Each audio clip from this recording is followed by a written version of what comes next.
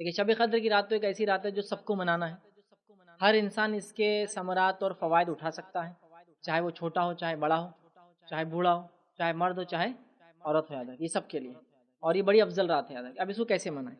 پہلے جان لیں شب قدر رمضان کی آخری عشرے کی آڈ نائٹ میں سے ایک نائٹ ہے، طاق رات اس کو کہتے ہیں، طاق اور جفت، آڈ اینڈ ایون، تو آڈ نائٹس ہیں 21، 23، 25، 27، 29 اپنے علاقے کی جو تاریخیں ہیں، ان تاریخوں میں سب سے پہلے تو آپ کو پلان کرنا ہے کہ آپ جاگ کر عبادت کریں، اور رات شروع ہوتی ہے مغرب سے اور ختم ہوتی ہے فجر کے طلوع ہونے تک سے، ٹھیک، تو لہٰذا مغرب سے لے کر آپ کو پورا فجر تک ٹائم ہے۔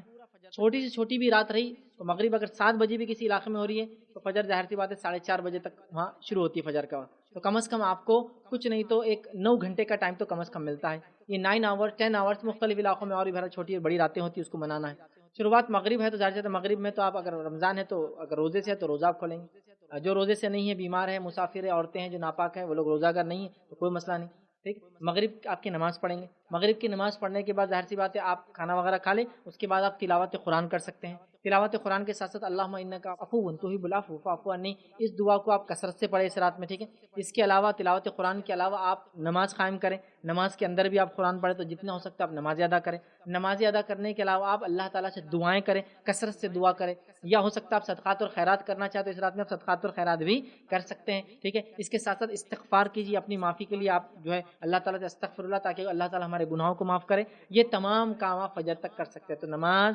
تلاوت قرآن، خاص دعا، عام دعا، مغفرت کی دعائیں آپ کثرت سے کر سکتے ہیں، تمام چیزیں عبادت میں آتی ہیں۔ اسی طرح بچے بھی ظاہر سی بات ہے نماز پڑھ سکتے ہیں، قرآن آتا تو قرآن پڑھیں، اچھا قرآن نہیں آتا تو آپ سن بھی سکتے ہیں، بہرحال جیسے امام کے پیچھے سنتے تو یہاں، اور تراویح وغیرہ بھی ظاہر سے عشاء کے بعد ہوں گی، تو مغرب کے بعد آپ نے کھانا وغیرہ کھایا، تراویح کے بعد 10 بجے تک ٹائم آپ کا ویسے ہی چلا جاتا ہے، گھر پر آنے کے بعد آپ تھوڑا سا فریش ہو جائے، اس کے بعد دعائیں ہیں، تلاوت قرآن ہے، قیام ہے مطلب رات کی نماز ہے، اس کے بعد دعا، اذکار، استغفار، یہ ساری چیزیں آپ کرنے تک صبح انشاءاللہ عزیز ہو جاتی ہے، تمام کام کر سکتے ہیں۔ وہ عورتیں جو پاکیزہ حالت میں نماز نہیں پڑھتی ہیں، وہ عورتیں بھی اس راتوں کا فائدہ اٹھا سکتی ہیں، وہ نماز اور تلاوت قرآن چھوڑ کر سب کر سکتی ہیں، قرآن چڑھ رہا ہے تو وہ سن سکتی ہے، ٹھیک ہے۔ اسی طرح جو ہے دعا کر سکتی ہے اللہم انک عفو، یہ دعا سے ممانعت نہیں، اس کے علاوہ مغفرت کی دعائیں کر سکتی ہے، اس کے علاوہ عام دعائیں کر سکتی ہے، اور تمام وہ لوگ جو اس رات کو جاگ کر منا رہے ہیں ان کو سپورٹ کر سکتی ہے اپنے طرف سے، جیسا کہ آج تم بچوں کو سنبھال لو، کل میں سنبھال لیتی، کھانا تم آج بنا لو، فلاں تم، مطلب پول بنانا بولتے ہیں اس کو، ایک دوسرے کی ہیلپ کر کے سب لوگ مل کر ایک عمل کریں، ہوتا ہے نا عورتوں کو کھانا بنانا ہے، سحر کی تیاری کرنا ہے، بچوں کو سنبھالنا ہے، پول بنا لے، تھوڑی دیر یہ دیکھ لے، تھوڑی دیر وہ دیکھ لے، جیسا جو عورتیں نماز قرآن نہیں کر سکتی وہ دنوں میں، تو دوسروں کے بچوں کو دیکھنے کے ساتھ ذکر تو ایسے ہی ہو جاتا، بچے کو سنبھالتے بھی ہو جاتا، کھلاتے بھی ہو سکتا، ٹھیک، تو ایسی پول بنا کے ایک دوسرے کو بہرحال ہم سہولت دے سکتے ہیں۔ تو سب کو اس رات کو منانا ہے، منانے سے مراد جاگنا ہے۔ اچھا کوئی مجبور ہے، مسافر ہے، بیمار ہے، تنگ دست ہے، بدحال ہے، اور صبح کام کرنا ہے، وہ اس کو رات نہیں جا سکتا، تو نبی اکرم صلی اللہ علیہ وسلم کی یہ حدیث وہ یاد رکھیں، جو شخص رات میں عشاء پڑھ کے سو جائے اس نیت سے کہ فجر میں اٹھیں گا، اس کو ساری رات عبادت کا ثواب ملتا ہے۔ تو مجبور لوگ شب قدر میں بھی رات کی عبادت کا ثواب اس سے لے، نیت تو ہے لیکن حالات نہیں ہیں، تو لہٰذا سو جائیں، انشاءاللہ فجر میں اٹھیں، ان کو اجر ملے گا، ٹھیک ہے۔ تو لہٰذا ہم نماز کے ذریعے، تلاوت کے ذریعے، اذکار کے ذریعے، مخصوص اذکار جو ایک دعا ثابت ہے اس کے ذریعے، استغفار کے ذریعے اور عام دعاؤں کے ذریعے اس رات کو گزار سکتے ہیں، چاہے تو آپ صدقہ اور خیرات بھی اس رات میں مخصوص طور سے کر سکتے ہیں۔ اسی طرح اس مہینے کی بڑی فضیلت وہ ہے لیلۃ القدر، بڑی فضیلت ہے، یاد رکھیں اس میں لیلۃ القدر اتنی بڑی فضیلت ہے کہ ابن ماجہ کی روایت ہے، نبی اکرم صلی اللہ علیہ وسلم نے لوگوں کو جمع کیا، صحابہ کو رمضان سے پہلے کہا اب تم پر ایک ایسا مہینہ آنے والا ہے جس میں ایک رات ایسی آنے والی ہے جو اہمیت کے، قدر اور منزلت اور اہمیت کے اور فضیلت کے اعتبار سے اتنی اہم ہے کہ 1000 مہینوں سے افضل ہے۔ جس نے اس رات کو پایا اس نے تمام خیر اچھائی کو حاصل کیا، اور جس نے اس رات کو چھوڑ دیا اس نے تمام خیر کو چھوڑ دیا، اور ایک بد نصیب اور بے نصیب سے یہ رات چھین لی جاتی ہے، وہ اس کو نہیں منا پاتا ہے، چھین لی جاتی ہے۔ قرآن نے اسی کی گواہی دی اور کہا سورہ قدر میں اِنَّا أَنزَلْنَاهُ فِي لَيْلَةِ الْقَدْرِ وَمَا أَدْرَاكَ مَا لَيْلَةُ الْقَدْرِ لَيْلَةُ الْقَدْرِ خَيْرٌ مِنَ أَلْفِ شَهْرٍ، یہ کہا کہ ہم نے اس قرآن کو لیلۃ القدر میں نازل، اِنَّا أَنزَلْنَاهُ فِي لَيْلَةِ الْقَدْرِ، لیلۃ القدر میں اس قرآن کو نازل کیا۔ وَمَا أَدْرَاكَ مَا لَيْلَةُ الْقَدْرِ، اے مسلمانوں کیا چیز ہے جو تمہیں سمجھا لیلۃ القدر کیا ہے؟ لیلۃ القدر خیر من الف شہر، لیلۃ القدر 1000 مہینوں سے افضل ہے۔ نبی اکرم صلی اللہ علیہ وسلم فرمایا 1000 مہینوں سے افضل ہے، جو اس رات کو حاصل کر لیا تمام خیر پا لیا، اور جس سے چوک گئی سب چوک گیا، اور ایک بد نصیب یا بے نصیب سے یہ رات چھین لی جاتی ہے۔ تو اب ہم بد نصیب ہے، بے نصیب ہے یا نصیب والے ہیں، طے کر لیجیے، رمضان آ رہا ہے، اور یہ رات یاد رکھیے آخری عشرے کی طاق 5 نائٹس 5 آڈ نائٹس میں سے ایک ہے، طاق راتوں میں سے ایک ہے۔ تو یہ 21 رمضان بھی ہو سکتا ہے، مطلب 21 کی رات، 23 بھی ہو سکتی ہے، 25 بھی ہو سکتی ہے، 27 بھی ہو سکتی ہے اور 29 بھی ہو سکتی ہے۔ یقیناً 27 کے تعلق سے کچھ حدیثیں آتی ہے کہ 27 ہے، 21 کے تعلق سے آتی ہے 21 ہے، 23 کے تعلق سے بھی آتی ہیں، تو پتہ یہ چلا 5 میں سے کوئی ایک، ورنہ ہے کچھ روایت جس میں 27 کا لفظ ہے۔ تو علماء کہتے ہیں ایسی جو روایت ہے جس میں مخصوص ہے کہ 27 کو ایک صحابی کو آپ صلی اللہ علیہ وسلم نے کہا، مخصوص ہے کہ ایک رات نبی اکرم صلی اللہ علیہ وسلم نماز پڑھ رہے تھے، بارش ہوئی ہلکی ہلکی رات، مسجد نبوی جو ہے کھجور کے پتے تھے، پانی ٹپک رہا تھا، اور جہاں تھے نبی اکرم صلی اللہ علیہ وسلم نے سجدہ کیا وہاں وہ مٹی میں پانی گرا ہوا تھا، وہ رات تھی 21 کی۔ تو علماء کہتے ہیں یہ جو خاص علامتیں بتائے گی کہ 27 21 23، اس کا معنی یہ ہے کہ یہ رات ہر سال ایک وقت نہیں آتی، اگر ایک سال 27 کو آتی تو اگلے سال 29 ہو سکتا ہے، 29 تو کسی سال 21، کسی سال 23، کسی سال، سمجھ رہا آتی بھی اگر ہے علامت ایک رات میں تو روٹیٹنگ ہے، وہ نیکسٹ ایئر وہ رات پہ نہیں ہوں گی، سمجھ رہا۔ تو لہٰذا ہم کو اس کو تلاش کا، اسی بولتے ہیں شب قدر کی تلاش، ڈھونڈنا ہے۔ تو 21 کی رات، 23 کی رات، 25 27 اور 29 میں شب قدر کو تلاش کرنا، اور کیسے تلاش کرنا ہے؟ جیسے ہم آج کل تلاش کر رہے ہیں، آخری عشرہ شب قدر کی تلاش، 21 کی رات فلاں بازار میں، 23 کی رات فلاں بازار میں، اور 25 کی رات فلاں خریدی کے اندر، اور 27 کی رات فلاں ہوٹلوں میں، اور 29 کی رات فلاں، اور اس کے بعد ماشاءاللہ 1000 مہینوں کا ثواب حاصل۔ یہ ہماری پلاننگ ہے، میکسیمم جو پلاننگ ہے، اس سے ہٹ کر کچھ نہیں، اور پورا سماج، پورا ماحول ہی ہے، پورا حالات ہی ہے۔ اور چونکہ میں عموماً کہتا ہوں ڈپلیکیٹ نائٹس اتنی منا لی تو ریئل نائٹس، حقیقی جب راتیں آتی ہیں نا اس کی اہمیت ختم ہو جاتی ہے۔ کوئی شب برات منا رہا ہے تو کوئی شب معراج منا رہا ہے، اسی کوئی وجود ثابت نہیں کہ اس کو منایا جائے۔ معراج تو ایک واقعہ ہوا، اس کو منانا ثابت نہیں ہے، کچھ بھی نہیں۔ 15 شعبان کے تعلق سے کہا کہ 15 شعبان کو اللہ تعالیٰ تمام لوگوں کی مغفرت کر دیتا سوائے اس شخص کے جو دل میں کینہ رکھتا ہو کسی کے لیے۔ لیکن منانا نہیں ہے کہ چلو سیلیبریٹ کرو اس کو، اب منانا کیا ہے؟ یہ رات ہے شب قدر، لیکن 5 ہے نا تو کہاں چکر میں جانا اتنا لمبا، شارٹ کٹ کر کے آگے ادھر ہی کیوں جائیں گے اس کے اندر؟ یہ ہے ریئل نائٹس جس کو آپ جاگ کے منائیں، ڈھونڈ کر منائیں، تلاش کر کے منائیں، پلان کر کے منائیں، چھٹی لے کر منائیں۔ میرا آفس سے نہیں ہوتا تو چھٹی لیجیے 5 دن، کیا جاتا ہے، لیکن اس کو منائیے، مطلب عبادت کیجیے۔ اور رات شروع ہوتی ہے مغرب سے لے کر طلوع آفتاب، مطلب غروب آفتاب سے لے کر طلوع آفتاب تک، مطلب سن سیٹ سے سن رائز تک پورے اس کو رات بولتے ہیں۔ تو کم و بیش آج ہمارے پاس رات 12 گھنٹے کی ہے، 10 گھنٹے کی ہے، کسی جگہ 5 گھنٹے کی ہے، تو آپ کو اس رات کو منانا ہے۔ یاد رکھیں جتنی بڑی ہے اتنا افضل ہے وہ بھی، جتنی چھوٹی وہ بھی ہے کہ انسان کم وقت میں زیادہ حاصل کر لے، سمجھ رہے ہیں بات؟ تو اس کو منانا ہے، اس کو وہ کرنا ہے، یاد رکھیں اس کے لیے کوئی بہانہ تلاش نہیں کرنا ہے، وہ کسی بھی حال میں ہم کو اس رات کو منانا ہے، اس کے فائدہ اٹھانا ہے۔ اسی طرح رمضان کی ایک فضیلت قیام اللیل ہے۔ نبی اکرم صلی اللہ علیہ وسلم فرماتے جو رمضان کے مہینے میں قیام اللیل کرے ایمان اور احتساب کے ساتھ، اس نیت سے کہ اللہ اس کا اجر دیں گا، غفر له ما تقدم من ذنبک، اللہ پچھلے گناہ معاف کر دیتا ہے۔ قیام اللیل رمضان میں جو اس کو پڑھیں گا اس نیت سے کہ اللہ خالص اپنی نیت کر کے اللہ تیرے لیے کر رہا ہوں، اس کا مجھے اجر چاہیے، غفر له ما تقدم من ذنبک، پچھلے گناہ معاف۔ کتنی افضل مہینہ ہے کہ صرف رات میں عبادت کرتے پچھلا معاف کروا لینا، بہت افضل مہینہ۔ یاد رکھیے ہر رات، حدیث میں آتا ہے کہ ہر رات اللہ تعالیٰ رمضان میں لوگوں کو جہنم سے آزادی دیتا ہے۔ ایک روایت میں آتا ہے کہ اللہ تعالیٰ ہر افطار کے وقت لوگوں کو جہنم سے آزادی دیتا ہے۔ آپ بولیں گے جہنم میں کوئی گیا نہیں، ہاں گیا نہیں، لیکن وہ لوگ جو جہنمی اعمال کر رہے تھے اس مہینے میں اچھے عمل کر کے اپنے لیے مغفرت لکھوا لیتے ہیں، سمجھ رہے آپ؟ یہ معنی ہے اس کا، ٹھیک ہے؟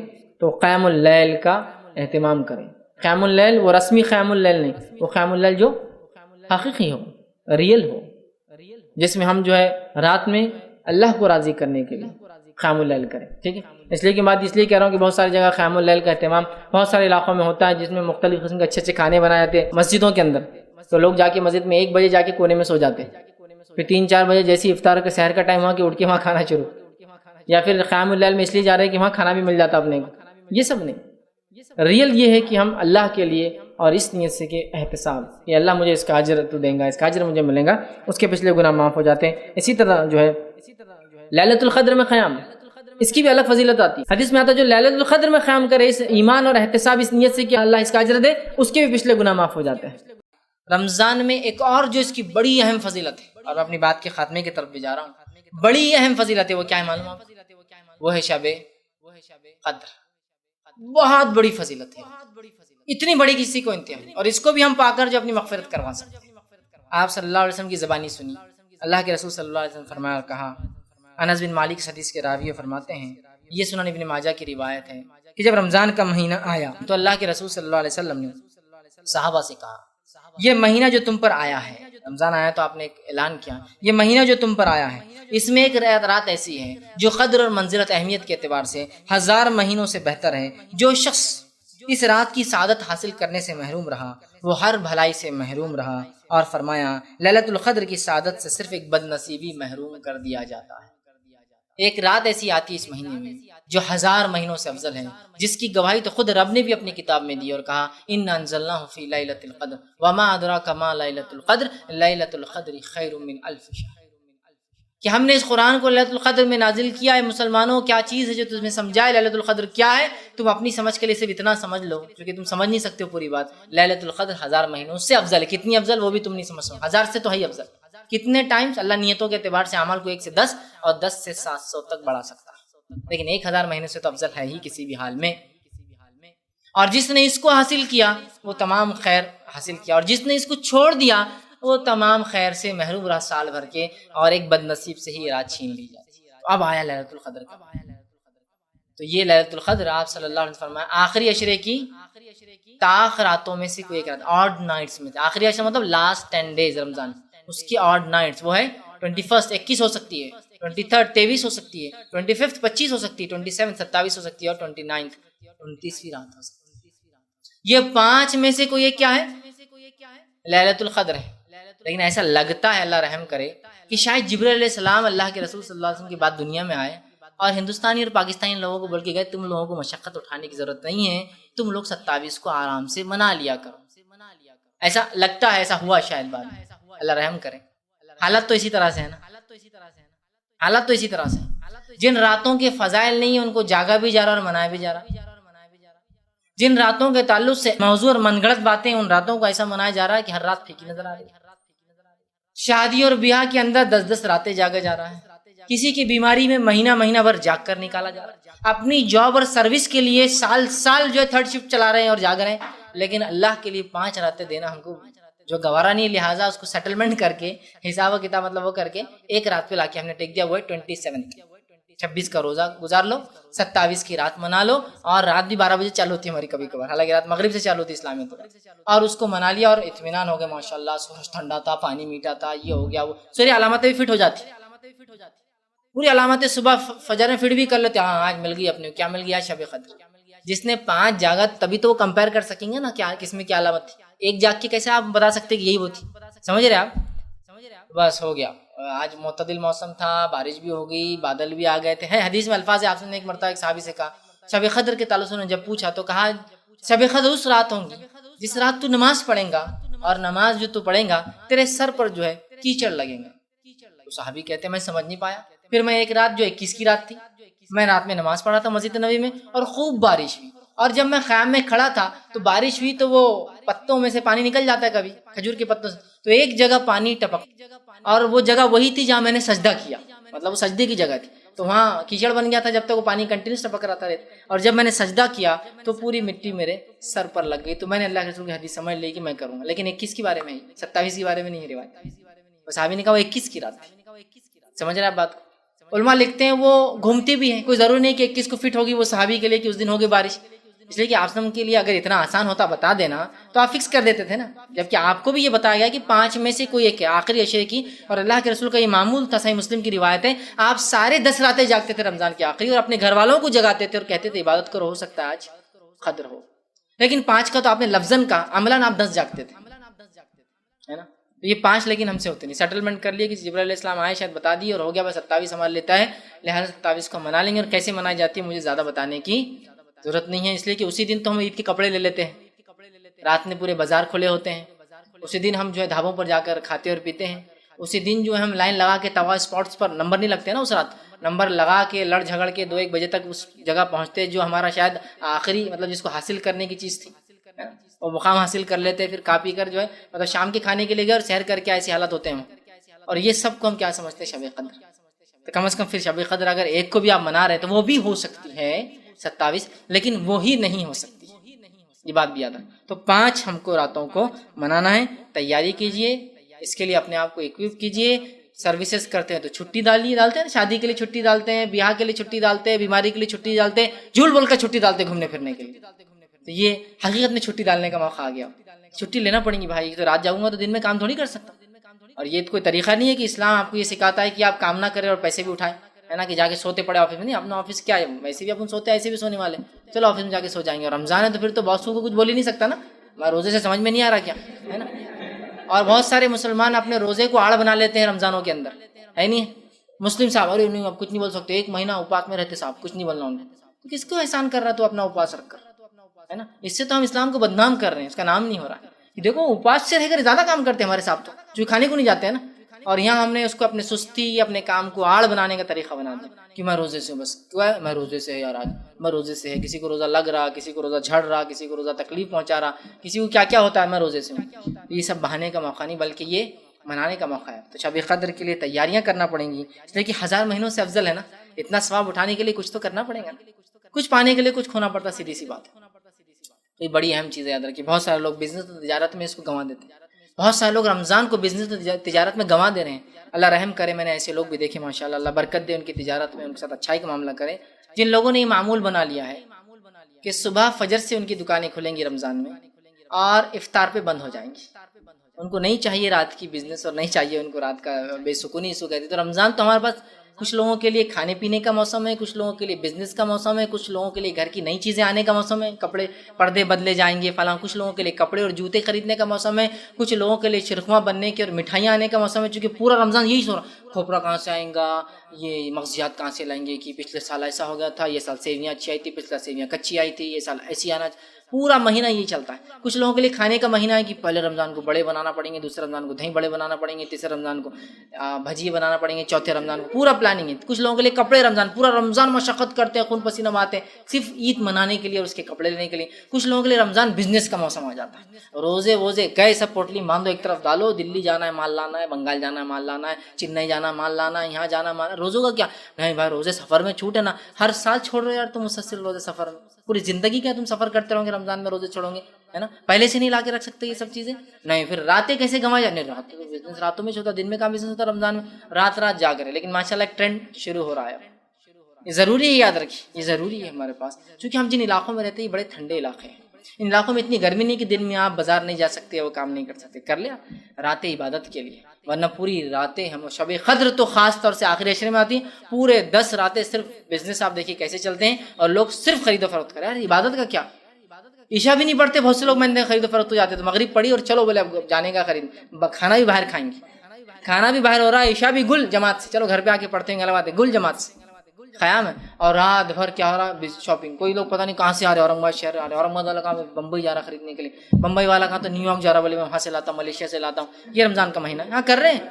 اور یہ بار کہاں سے کپڑے آئے تمہارے، میں ملیشیا چلے گا تو گھومتے گھومتے تو لا لیا. اور تمہارے ٹرینڈ بن چکے ہیں یہ سب چیزیں. اور یہی سب رمضان آتا تو یہی سب یاد آتا ہم کو، باقی کچھ نہیں یاد آتا.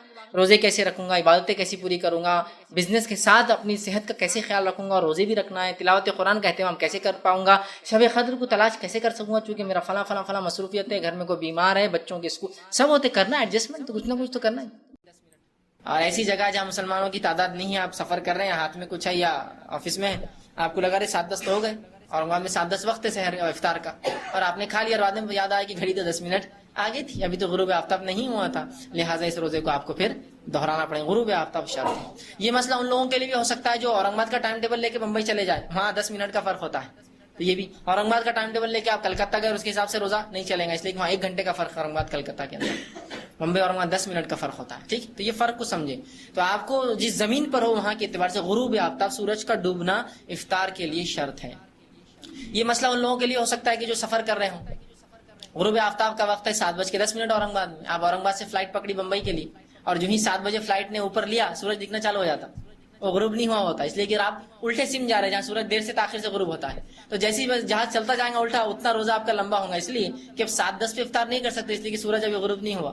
جس علاقے میں آپ جا رہے ہو آپ سے 10 منٹ پیچھے چلتا ہے، تو گویا 7:20 ہو جائیں گا آپ کو افطار کرنے کے، تو آپ کو کرنا ہے. یہی معاملہ ہو سکتا ہے کہ آپ کہیں سے سواری میں سوار ہوئے اور سعودی عرب جا رہے ہیں، الٹے سمت، ادھر سم جائیں گے تو سورج غروب ہو جاتا ہے، الٹے سم جا رہے ہیں. ٹھیک ٹھیک.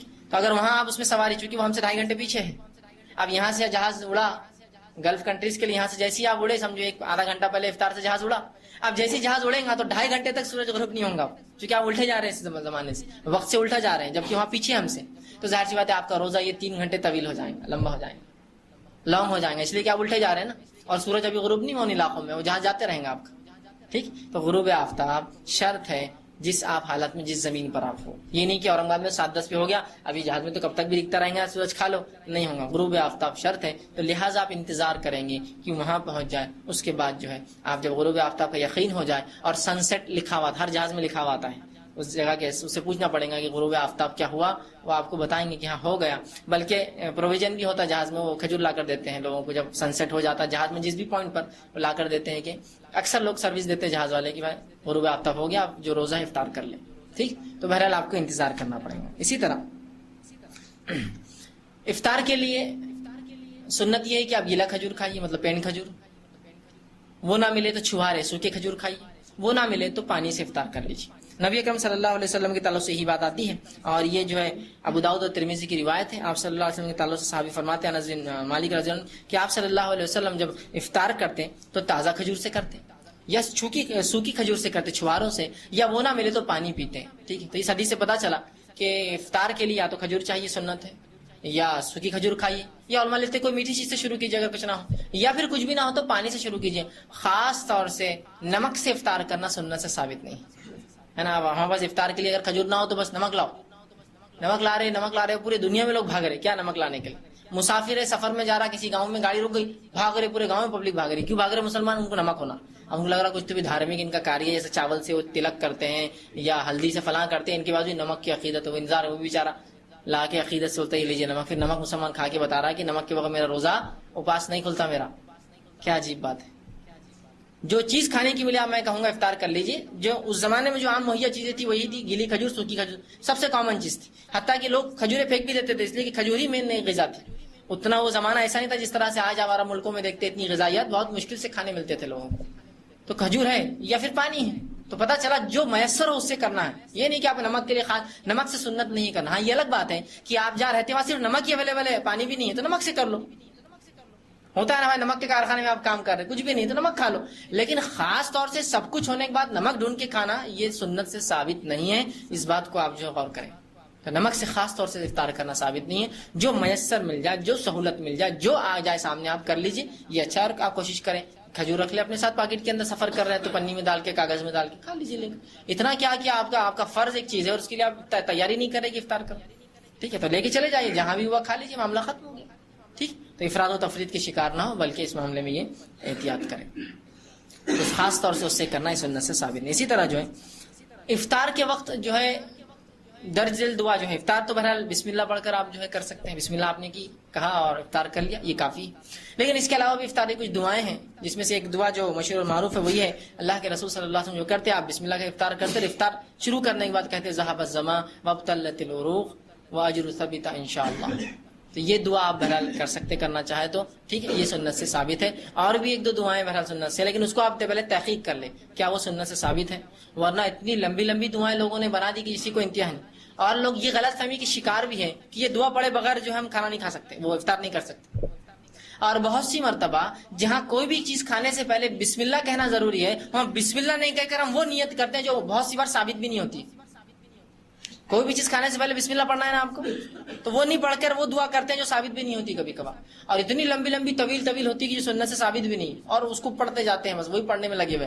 बिस्मिल्लाह कहकर आप शुरू करते, कुछ आपको याद ना हो दुआ, या फिर ये दुआ बहरहाल एक साबित आप ये पढ़ सकते हैं। या एक और दुआ जो है, एक मुख्तसर बहरहाल मेरे जहन में नहीं है, वो आप बहरहाल पढ़ सकते हैं। लेकिन वो लंबी लंबी दुआ उम्मन जो छाप देते हैं लोग, वो पहले आप तहकीक कर ले कि साबित है क्या, नहीं है तो बहरहाल उस मामले में आप जो है एहतियात करें। ठीक है, इसी तरह इफ्तार कराने वाले का अजर सवाब भी जो है रोजा रखने वालों के बराबर है। तो ये भी एक तरगीब है कि कोशिश करें कि लोगों को इफ्तार के लिए दावत दें, और बिलखुसूस गरीबों को जरूर दावत दें। मालदार लोग तो बहरहाल खा ही लेते अपने घरों में, गरीबों को उसमें जो है मदऊ करें, उनके लिए बिलखुसूस इंतजाम आप नज़्म करें और इसके लिए कोशिश करें। ठीक है, ये एक अच्छा अमल है। वैसे किसी को भी आप खिला उसका अजर सवाब, इसमें कोई शक नहीं है, लेकिन जाहिर सी बात है जब मुस्तहिक होगा तो अजर आपका डबल बढ़ जाएगा उसकी वजह से। तो कोशिश करें कि इफ्तार कराए, इसलिए कि इफ्तार कराने वाले का सवाब भी रोजा रखने वाले के बराबर है। नबी अकरम सल्लल्लाहु अलैहि वसल्लम फरमाते हैं اور حدیث جو ہے یہ صحیح حدیث ترمذی کی روایت ہے. آپ نے فرمایا اور کہا کہ جس نے روزے دار کو روزہ افطار کرایا اس کا بھی اتنا ہی اجر ملے گا جتنا روزے رکھنے والے کو، اور روزے دار کے اجر میں سے کمی نہیں ہوگی. تو کوشش کرے لوگوں کو آپ افطار کرائیں، ٹھیک، جو بھی ہو سکتا، جو میسر ہو آپ کے پاس اسی سے افطار کرا دیں. کوئی ضروری نہیں کہ آپ افطار بولے تو پھر اسپیشل کھانا ہوگا، اسپیشل دعوت ہوں گی. اور نبی اکرم صلی اللہ علیہ وسلم کے زمانے میں یہ سب تھوڑی سہولتیں تھے کہ افطار الگ ہوتا ہے جس طرح ہمارے پاس ہوتا ہے نا. افطار بھی ماشاءاللہ بقدر گودام ہوتا ہے، اتنا ہوتا ہے کسی کو انتہا نہیں ہے نا.